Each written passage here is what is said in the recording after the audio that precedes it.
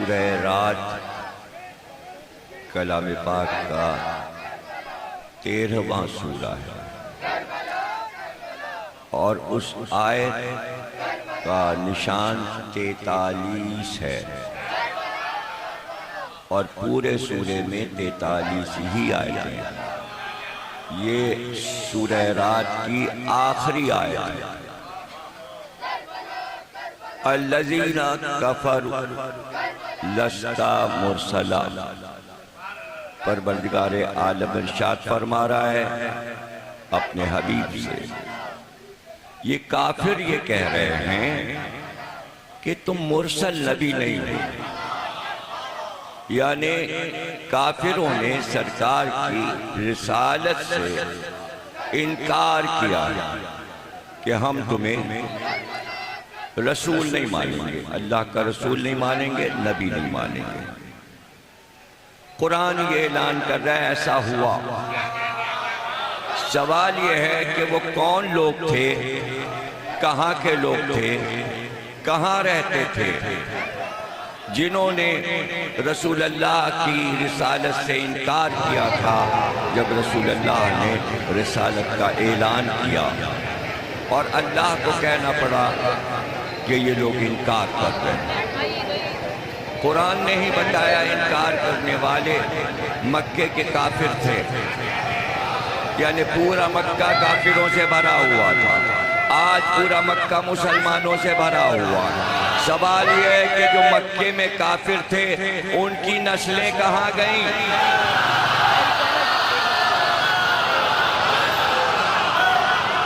وہ سارے کافر جو کہہ رہے تھے ہم تمہیں رسول نہیں مانیں گے، تو اللہ جلال میں آ گیا۔ اور یاد رکھیے جب کسی آیت میں قل آ جائے تو وہ جلالی آیت ہوتی ہے۔ قل واللہ احد اللہ الصمد لم یلد ولم یولد ولم یکن لہ کفوا احد۔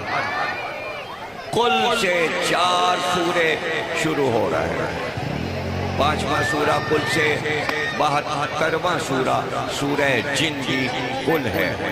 اس طرح قرآن میں 4 نہیں 5 قل ہیں، اور وہ آیتیں جو قل سے شروع ہوتی ہیں ان کی تعداد قرآن میں تفصیل کے ساتھ لکھی ہے۔ قل کے معنی ہے کہو، پیغمبر ان سے کہو، لہجہ بدلا ہوا۔ یہ ہر آیت میں قل نہیں ہے، آیتیں سب کہنی ہیں، انہی سے بات کرنا ہے۔ توجہ کیجئے، الحمدللہ رب العالمین، اس میں تو نہیں کہا کہ قل کہو،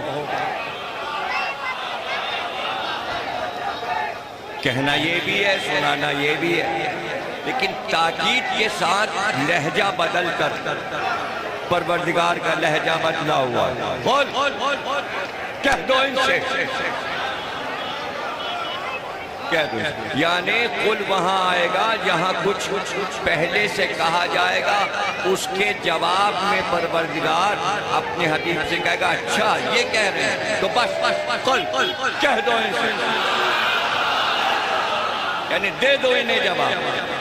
تو اب جہاں جہاں قل آیا ہے اس سے پہلے کوئی بات کہی گئی، قل لا اسألکم علیہ اجرا الا المودۃ فی القربی، کہہ دو ان سے۔ کیا کہہ دو؟ کیوں کہہ دو؟ اس لیے کہ سرکار کے پاس جب آپ نے کہا اجر رسالت ادا کرو تو سب اپنی کشتیوں میں سونا چاندی بھر بھر کر لائے اور پیغمبر کے سامنے رکھ دیا، یہ آپ کا اجر رسالت ہے، آپ نے محنت کی ہے ہمارے ساتھ، ہمیں مسلمان کیا، ہم کو دین دیا، ہم آپ کو یہ اجر دیتے ہیں۔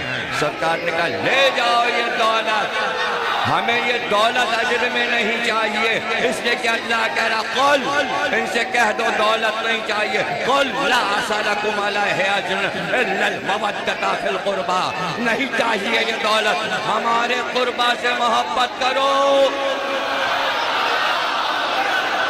سب سے بڑی دولت یہ ہے اگر تم نے محبت کر لی تو اجر رسالت ادا ہو گیا. جس نے اہل بیت سے محبت نہیں کی اس نے اجر رسالت ادا.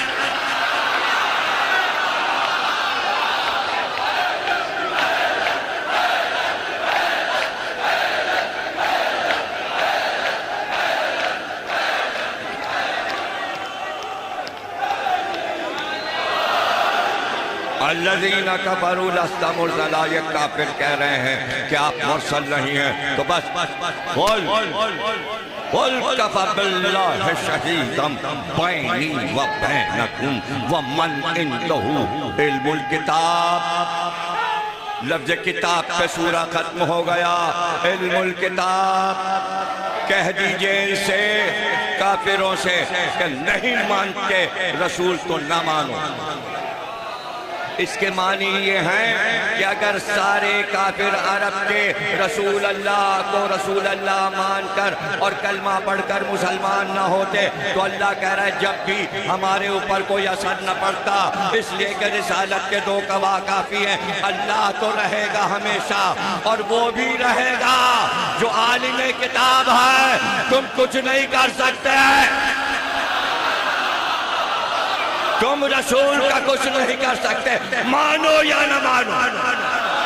قل کفا کہہ دو کافی ہے، بس کافی ہے. لفظ کافی جب آ گیا تو 2 گواہ کافی ہیں. قل کفی باللہ شہیدا، ایک تو اللہ ہے، بیچ میں واو لگایا، اور وَمَنْ عِنْدَهُ علم الکتاب، اور وہ جو عالم کتاب ہے، جس کے پاس کتاب کا علم ہے. یہاں پر مولانا فرمان علی صاحب نے اپنی تفسیر میں حاشیے پر لکھا کہ علم الکتاب سے کیا مراد ہے. تو انہوں نے لکھا کہ علم الکتاب سے مراد ہے جس کے پاس آسمانی علم ہے. اب میں پہلے ان کی تفسیر آپ کو سنا دیں. فرمان علی صاحب کا قرآن وہ قرآن ہے جو ہر گھر میں موجود ہے. دیکھیں ہر شیعہ کے ہاں جو قرآن ہے وہ یا فرمان علی صاحب کا ہوگا یا مقبول احمد صاحب کا ہوگا. 2 ہی وہ بڑے عالم ہیں جنہوں نے بر صغیر میں آج سے 100 سال پہلے اردو ترجمہ اور تفسیر کی. اب اس 100 سال میں ان 2 عالموں کے علاوہ تیسرا کوئی اٹھا نہیں. ترجمے تو بہت لوگوں نے اردو میں کر دیے، دیکھ دیکھ کر اردو سے اردو کر دیا. اہل سنت کے یہاں بہت اردو ترجمے ہیں، ہمارے یہاں کم ہیں. اس کے بعد 1 آدھ لوگوں نے کیے، لیکن تفسیر سب نہیں لکھ پائے. تفسیر سب نہیں لکھ پائے. ہاں بعد میں اب ادھر 20-25 برس کے عرصے میں کچھ لوگوں نے تفاسیر لکھی، کچھ نے فارسی اور عربی تفسیروں کے ترجمے کئی جلدوں میں کر دیے. تو پاکستان میں بہت سی تفاسیر جو اہل شیعہ تشیع کی تھیں وہ ترجمہ ہو گئی اور اب وہ ترجمے موجود ہیں. لیکن فرمان علی صاحب فرماتے ہیں کہ تمام مورخین کا اہل سنت کا سب کا انہوں نے نام لکھا ہے. شالبی، سیوطی، یہ اہل سنت کے بڑے بڑے مفسر ہیں. سب کا اتفاق ہے کہ یہاں علم الکتاب سے مراد مولا کائنات علی ابن ابی طالب. تو شیعہ مفسرین اور اہل سنت سب مانتے ہیں کہ اس آیت میں دوسرا گواہ جو ہے وہ علی ہے. لیکن اگر قرآن سے ہی ثابت کر دیا جائے کہ یہاں شخصیت کون سی ہے تو وہ زیادہ اچھا ہے. اور وہ میں آپ کو بچوں اور جوانوں کو قرآن سے ہی دلیل دیے دیتا ہوں. سورہ نمل ہے چیونٹیوں والا سورہ، اور اس میں ارشاد ہوا کہ سلیمان کا تخت ایک دن ہوا پر پرواز کر رہا تھا، اور جب تخت ان کا اڑتا تھا اور سے قریب ہو کر فضا میں، تو تمام پرندے پروں سے پر ملائے ہوئے سایہ کرتے ہوئے چلتے تھے، یعنی جس وقت وہ نکلتے تھے تو چرندوں پرندوں درند نیچے سارے درندے دوڑتے ہوئے چلتے تھے، تخت کے نیچے نیچے سارے چرندے پرندے کھانا پینا چھوڑ دے، سلیمان کی سواری نکل رہی، اس لیے کہ ان کا بادشاہ ہے، اب وہ کوئی کام نہیں کریں گے، یعنی ان کا کام صرف یہ ہے کہ بس اب تخت کے ساتھ چلنا ہے، اور 3 میل لمبا تخت تھا اور اسی کے اوپر سارے اہل دربار بیٹھتے تھے، کرسیاں رکھی ہوتی تھیں اور اس کے اوپر سب بیٹھے ہوتے تھے اور وہ تخت اڑا کرتا تھا۔ یہ حضرت سلیمان کا معجزہ قرآن نے بیان کیا، اور ساری رعایا 3 میل لمبا تخت ہے، سارے عہدیدار منصبدار وزیر اعظم سب تخت کے اوپر بیٹھے، کرسیاں لگیں، سلیمان کا تخت لگا، اور پرندے سارے آ کر سایہ کر لیتے تھے، اور 3 میل تک ایسے پردہ کیے رہتے تھے کہ دھوپ نبی اللہ پر نہ آئے۔ صرف اللہ کو یہ دکھانا تھا، چونکہ سلیمان نے ایسی حکومت مانگی تھی کہ ہر مخلوق پر ہماری حکومت۔ سورہ نمل کیوں رکھا گیا نام؟ یعنی چونٹی والا سورہ، اس لیے نام رکھا گیا چونٹی والا سورہ کہ جب تخت نکلا سلیمان کا اور پرندے بھی آ گئے، درندے نیچے آ گئے، چرندے بھی آ گئے، اور تمام جنات اس تخت کے گرد فضا میں کندھے پر تخت رکھے ہوئے ہوا میں اڑ رہے ہوتے تھے۔ عفریت کا نام بھی قرآن نے لیا، یہ قرآنی نام ہے عفریت، وہ بھی ہوتے تھے جن کو ہندی میں ترجمہ کرتے ہیں دیو، عربی میں اسے عفریت کہتے ہیں، وہ بھی ہوتے تھے، عفریت بھی ہوتے تھے، جنات بھی ہوتے تھے، اور سب تخت کے گر چلتے تھے اور فضا میں تخت بلند رہتا تھا۔ ایسے میں کئی لاکھ اور کروڑ چونٹیاں جو تھیں وہ چر رہی تھیں، یعنی اپنے دانے کو جمع کر رہی تھیں بلوں کے گرد، جنگلوں میں جگہ جگہ چونٹیوں کے بل ہوتے ہیں، تو چونٹیوں کے سردار نے چونٹیوں سے کہا، اب یہ قرآن میں بیان ہو رہا ہے، اس لیے چونٹی نام سورہ کا ہو گیا کہ چونٹی بات کر رہی ہے، اور اللہ چونٹی کے نام پر پورا سورہ کر رہا ہے۔ حالانکہ اس سورے میں تخت سلیمان کا ذکر ہے، پرندوں کا ذکر ہے، درندوں کا ذکر ہے، جنات کا ذکر ہے، لیکن سب سے چھوٹے کیڑے کا ذکر کیا، یعنی بتانا یہ تھا کہ وہ چھوٹا کیڑا جو ہے اس پر بھی سلیمان حاکم ہے، اس پر بھی حاکم ہے۔ اور یہ کیا تھا کہ ہم نے اسی سورے میں اللہ نے کہہ دیا منطق الطیر، ہم نے تمام درندوں پرندوں مخلوقات اور حشرات الارض کی زبانیں اپنے نبی کو سکھا دی، یعنی سلیمان ایسے عالم تھے، اتنے بڑے عالم تھے کہ ہر درندے ہر پرندے کی زبان جانتے تھے اور اس کی زبان میں بات کرتے تھے۔ اب چونٹی کتنا چھوٹا ایک کیڑا ہے، کبھی کسی نے کیا چونٹی کو بولتے سنا؟ چونٹی کی آواز تو کسی نے نہیں سنی، لیکن قرآن نے کہا چونٹی بولتی بھی ہے اور اس کی آواز بھی ہوتی ہے، اس لیے سائنسداں چونٹیوں پر ریسرچ کرتے کرتے بہت ساری کتابیں، لارڈ فراڈے بہت بڑا فلسفی ہے، اس نے انگریزی میں ایک اتنی موٹی کتاب لکھ دی، دا انٹ، یعنی چونٹی، چھوٹا سا ایک کیڑا، اس کے اوپر اس نے پی ایچ ڈی کی، اور اس کے لیے اس نے پیش رفت میں لکھا کہ میں چونٹیوں پر کتاب کیسے لکھتا۔ تو میں نے ایک جنگل میں ایک کنواں تلاش کیا اور پتہ چلا کہ اس کنویں کے گرد بہت سی چونٹیاں رہتی ہیں۔ میں نے اپنا بستر وہیں کنویں کے پاس بچھا دیا، وہیں کھانے پینے کا سامان رکھا، خود ہی میں پکاتا تھا، خود ہی کھاتا تھا، کہ مجھے چونٹیوں سے دوستی کرنا پڑی۔ دوستی اس لیے وہ میرے اوپر چڑھتی تھی، میرے بستر پہ آ جاتی تھیں، تو میں نے چونٹیوں کی عادات و اطوار کا مشاہدہ کیا۔ جب تک میں چونٹیوں سے دوستی نہ کرتا میں کتاب کیسے لکھتا؟ جب وہ پوری کتاب 1000 صفحے کی لکھ چکا تو اس نے کہا، اس کے بعد میں نے تلاش کیا کہ چونٹیوں پر کس کس نے لکھا، لیکن کہیں کچھ نہ ملا، تو میں نے سوچا کہ میں ہی پہلا آدمی ہوں جو چونٹی پر کتاب لکھ رہا ہوں۔ اس کے بعد اتفاقاً میں نے نہج البلاغہ پڑھ لی، اس میں نے دیکھا مولا کائنات کا پورا خطبہ چونٹی پر تھا۔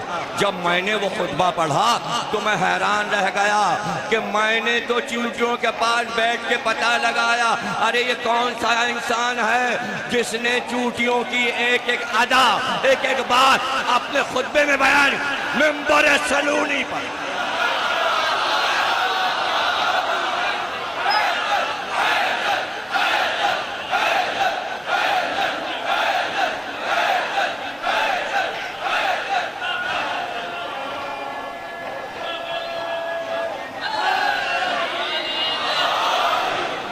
خطبہ مولا کائنات کا چوٹیوں پہ موجود. ابھی عرض کرتا ہوں کہ مولا نے کیا کہا. اب ظاہر ہے دیکھیے قرآن کہہ رہا ہے کہ چوٹی بولتی ہے. اب سائنسدانوں نے پتہ لگانا شروع کیا کہ چوٹی بولتی ہے. ایسے حساس ٹیپ ریکارڈر بنائے جائیں جو چوٹی کی آواز کو ریکارڈ کریں. جتنا باریک کیڑا ہے ایسی آواز بھی ہوگی اور وہ آواز ہم اور آپ سن نہیں سکتے. وہ تو بڑا غنیمت ہوا کہ آواز کی بات ہو گئی. آواز کی بات ہو گئی اور دادا نے پورا خطبہ دیا. اب پوتے کا جملہ سناتا ہوں. امام زین العابدین صلوات اللہ علیہ. وہ دادا ہیں یہ پوتا, وہ بھی علی یہ بھی علی.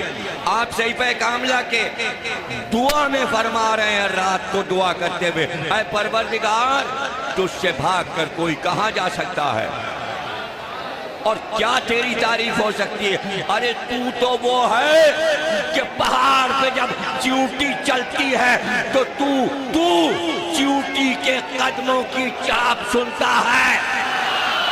تو وہ پروردگار. پتہ چلا ابھی تو بولنے کی بات تھی, چلنے میں بھی آواز ہے مگر وہ سنتا ہے جو چیوٹی کی پیروں کی آواز سن لے. کیا وہ ہمارے یہ نعرے نہیں؟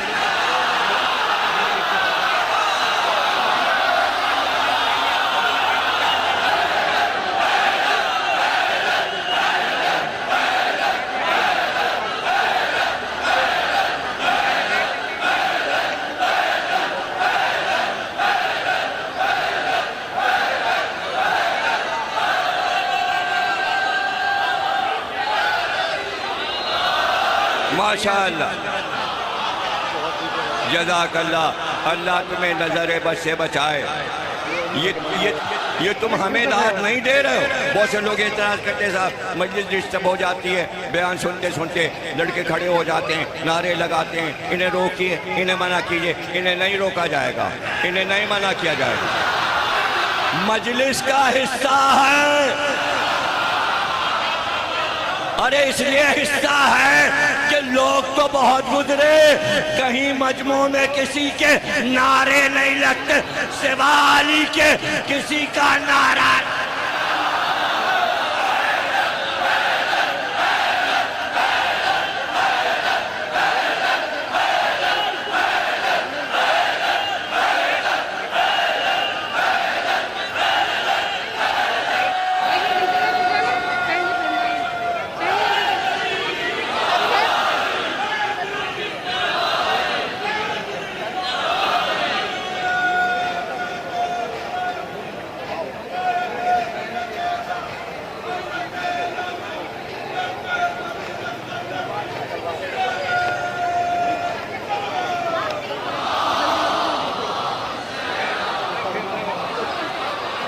یہ سب ہمارے اماموں نے بتایا ہے, کسی راوی نے نہیں بتایا. اگر ہمارے ائمہ اس سطح پر گفتگو نہ کرتے تو آج سائنس نے جو ترقی کی ہے تو سائنس اکڑ کے کہتی کسی مذہبی رہنما نے ایسی ترقی یافتہ باتیں نہیں بتائیں. آج سائنس جب پڑھتی ہے ہمارے ائمہ کو اور چیز ایجاد کرتی ہے تو سر شرم سے جھک جاتا ہے. ہم نے کیا ایجاد کیا, بتا تو سب وہ گئے ہیں.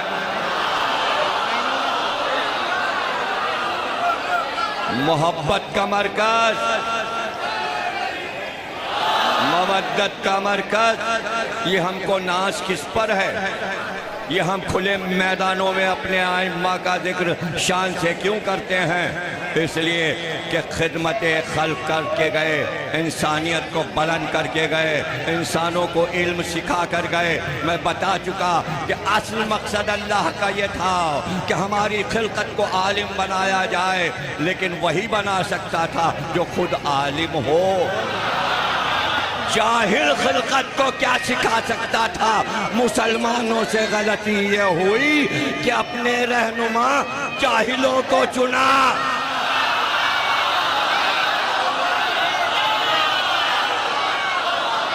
جاہلوں کو چنا عالم کو چھوڑ کر.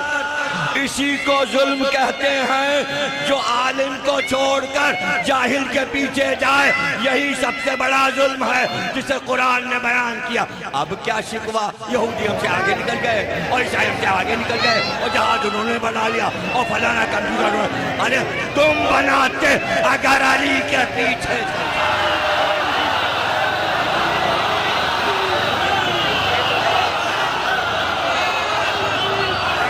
اب ہم اپنے بچوں کو نہ بتائیں, ہم اپنے بچوں کو بتائیں.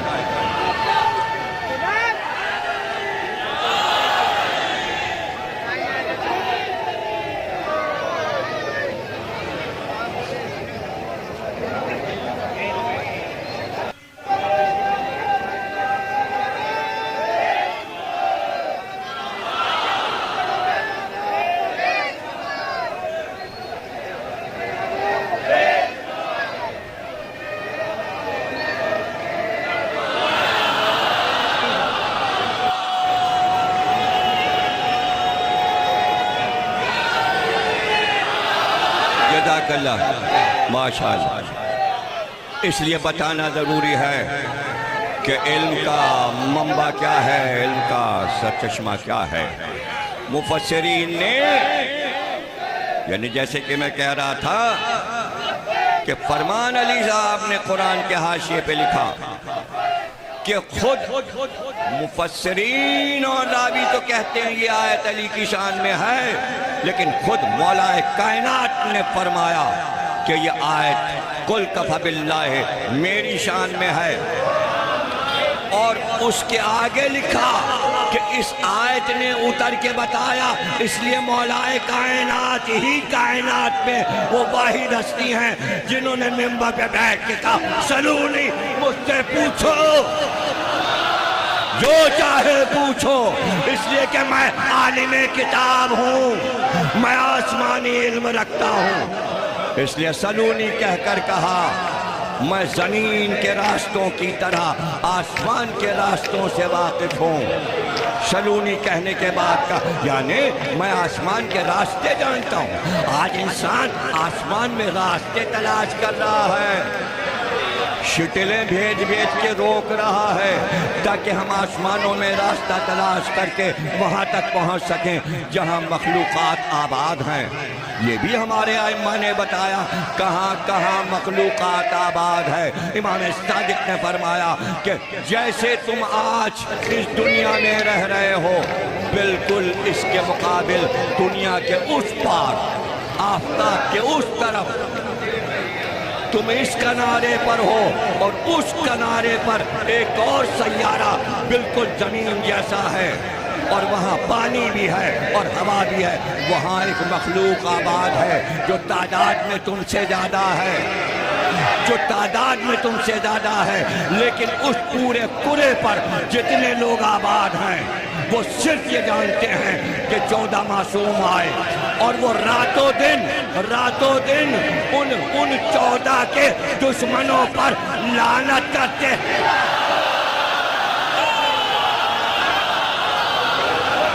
وہاں اس پار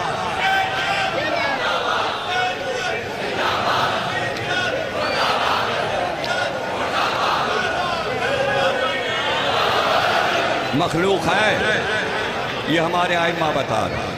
اور پھر قرآن نے کہا کہ سلیمان کا تخت چلا, سورہ نامل میں. اور ایک بار چیونٹیوں کا جو سردار تھا, ہمیں کیا پتہ چلتا اگر قرآن نہ بتائے. چیونٹیوں کے سردار نے اپنی قوم سے کہا جلدی بھاگو اور سب لوگ اپنے اپنے گھروں میں جاؤ, بلوں میں گھس جاؤ, اس لیے کہ سلیمان کا لشکر آ رہا ہے, تخت سلیمان آ رہا ہے. کہاں تخت ہوا پر کتنے میل اوپر اڑ رہا تھا. لوگ کہتے ہیں پڑھتے پڑھتے مجلس کبھی جہاز بتانے لگتے ہیں. ارے احمقوں, جہاز نہ بتاؤں تو کیا کروں؟ اگر سلیمان کا تخت نہ ہوتا تو سائنسداں کے تصور میں جہاز کیسے آتا کہ ہوا پہ ہم جہاز اڑا سکتے ہیں. ابے قرآن سے لیا نا، ائمہ سے پتہ چلا نا، ان کو پیغمبروں سے پتہ چلا، جبھی تو تصور آیا تو نہ بتائیں، تو اب بتانا تو پڑے گا، اس لیے کہ میں تو بہت جہازوں کا سفر کرتا ہوں۔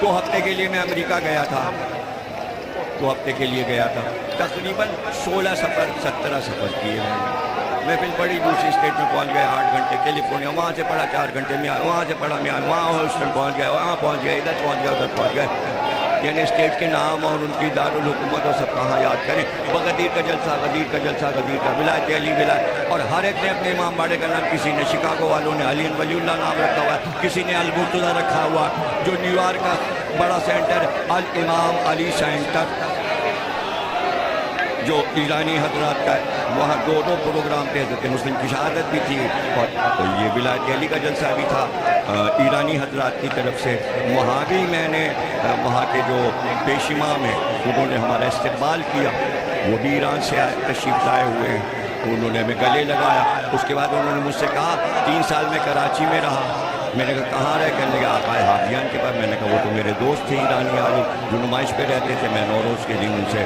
ٹکرا، وہ اور لپٹ گئے مجھ سے، کہلے وہ میرے استاد تھے، آپ کے دوست تھے، تو بھائی میرے دوست بہت سے بڑے بڑے علماء کے استاد رہ چکے ہیں، اس میں کیا پریشانی، تو اس میں کوئی پریشانی کی بات نہیں ہونی چاہیے، تو بھائی جب جہاز پہ آدمی بیٹھے گا تو اس کو بتا دے گا نا، 35,000 فٹ کی بلندی پہ اڑ رہا، بھائی کچھ بریک آ رہے ہیں راستوں میں، جیسے میرے گھر 40,000 فٹ پہ چلا گیا، تو کیا سلیمان کے لیے کوئی لیمٹ تھی؟ جب جہاز 40-45,000 فٹ پہ بلند اوپر جا سکتا ہے اسپیس میں، اور راکٹ جو ہے وہ چاند تک جا سکتا ہے، تو سلیمان کا تخت کتنی اوپر اڑے گا؟ کیا بالکل زمین سے مل کے اڑے گا؟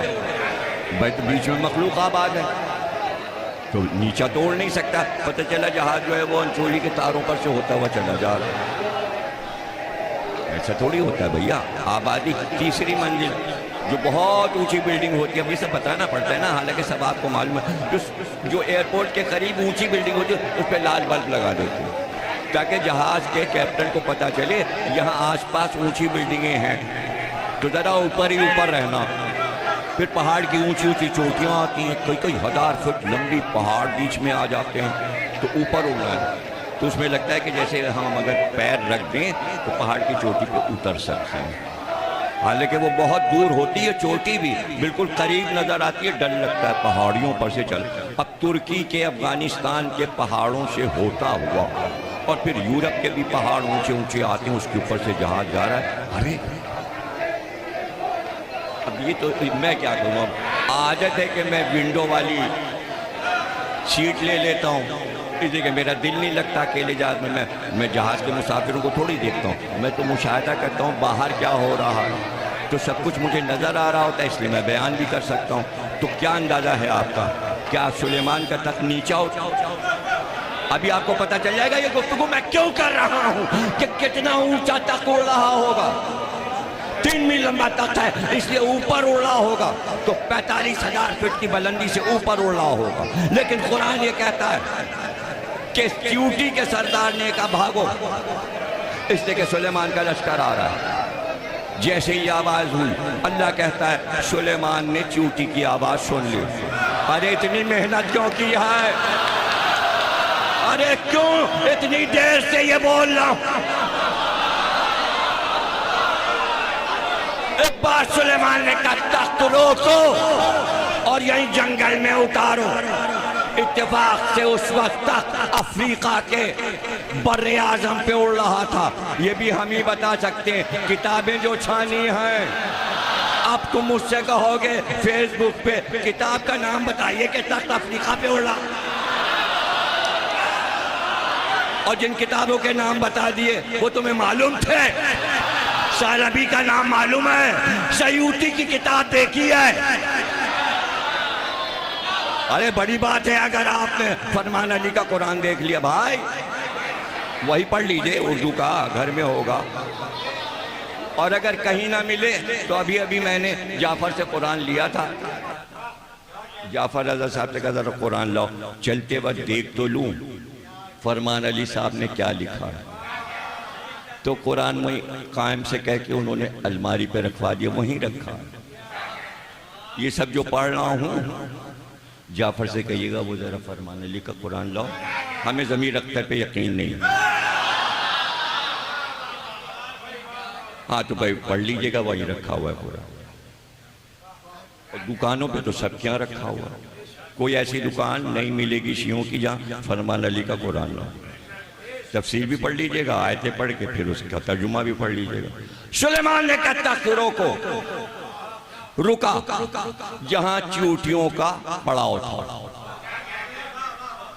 تخت پہ بیٹھے بیٹھے ہاتھ ایسے کیا اور چیوٹیوں کے سردار سے کہا ادھر آ۔ اب بھائی اطاعت نبی تو ہے، سردار جو تھا چیوٹیوں کا فوراً سلیمان کے ہاتھ پہ آ گیا۔ اب یوں کیا سلیمان، کیوں اپنی قوم سے یہ کیوں کہا کہ جلدی بلوں میں گھس جاؤ؟ کہا ہم نے تو ان کو تنبیہ کی، بتایا بھاگ جاؤ گھروں میں، سلیمان کا لشکر آ رہا ہے۔ کیوں کہا تم نے؟ کہا بادشاہوں کا کیا ٹھیک ہے، جب وہ آتے ہیں تو اندر جو بھی چیزیں ہیں رونتے چلے جاتے ہیں۔ تو ہم نے کہا ہماری قوم مر جائے گی، ہمیں اپنی قوم بچانا ہے۔ اچھا چیوٹی اپنی قوم تو بچائے، علی اپنی قوم۔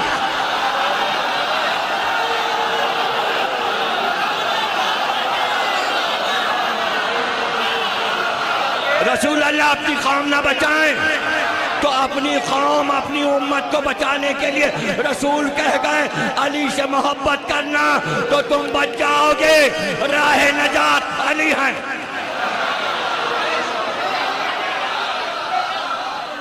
ہم نے تو اپنی قوم سے یہ کہا جلدی بھاگ جاؤ، بادشاہوں کا کیا ٹھیک ہے، وہ رونتے ہوئے نکل جاتے ہیں۔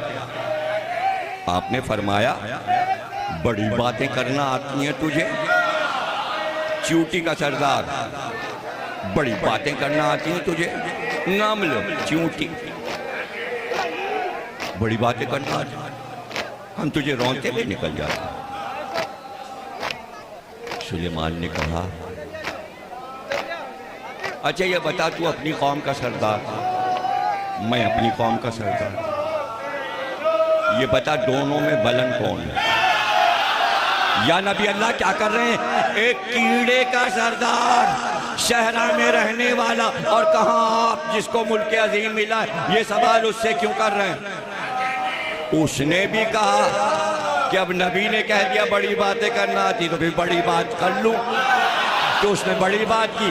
کہا یا نبی اللہ اس وقت تو میں ہی بلند ہوں۔ کہا کیوں؟ کہا ایک نبی کے ہاتھ پر اور ایک نبی کے، اور جو دوست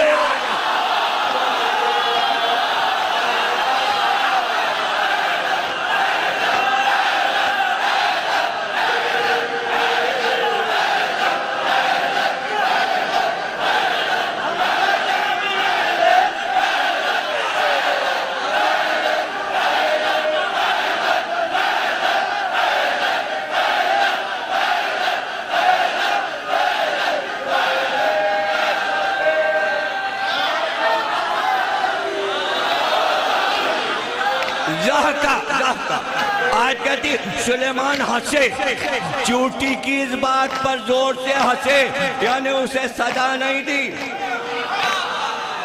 بات اس نے ایسی دلیل کی کہہ دی، چھوڑ دیا اسے، اور پھر خطبہ دیا کہ دیکھو اسے اپنی قوم کا کتنا خیال ہے، اور اس نے اپنی قوم کو خطبہ دیا کہ نہیں ہم تجھے کچلتے ہوئے نہیں جائیں گے، اس لیے کہ تو رعایا ہے اور اللہ نے ہم کو تجھ پر بادشاہ مقرر کیا ہے۔ ایسے میں تک چلا ایک بار نبی اللہ پہ دھوپ آئی، حضرت سلیمان پہ ذرا سا دھوپ کا دھبا اتنا آ گیا، اتنا، پورے چہرے اور جسم پہ دھوپ نہیں آئی، ذرا سا دھوپ آ گیا۔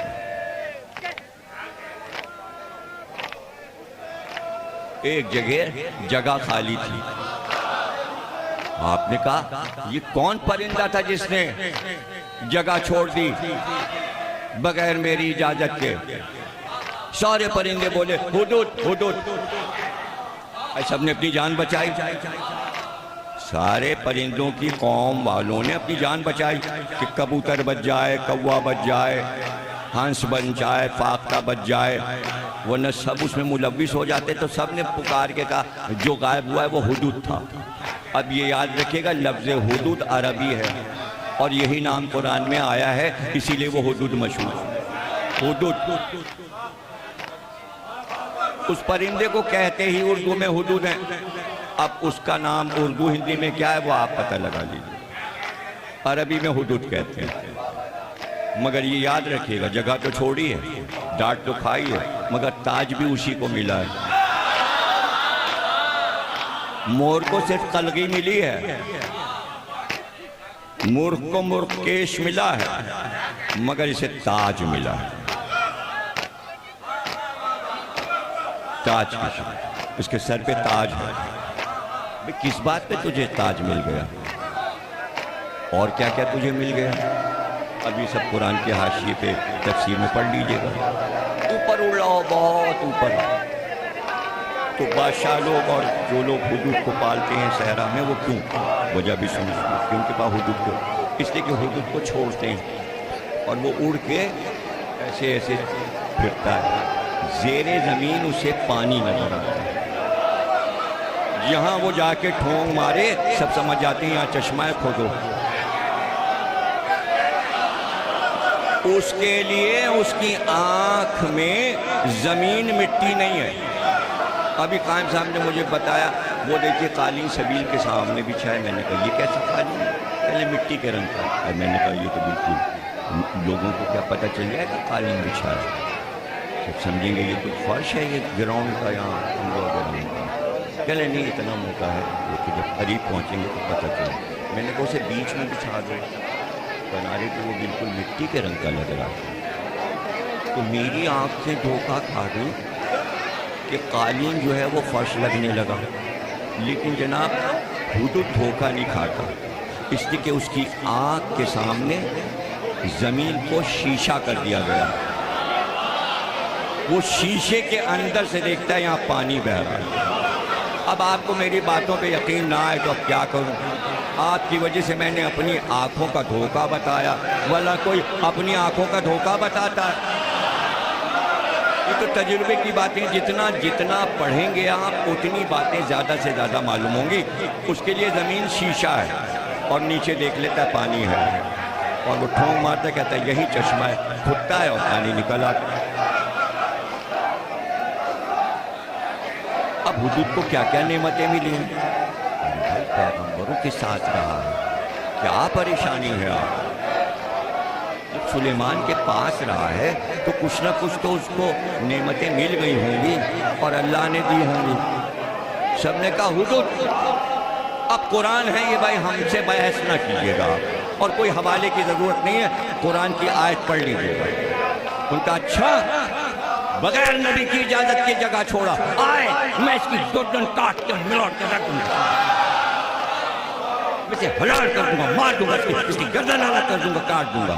تو یہ طے ہو گیا سلیمان کے اس قصے میں قرآن کی سورہ نمل کی اس آیت سے کہ اگر کوئی نبی کی اجازت کے بغیر جگہ چھوڑ دے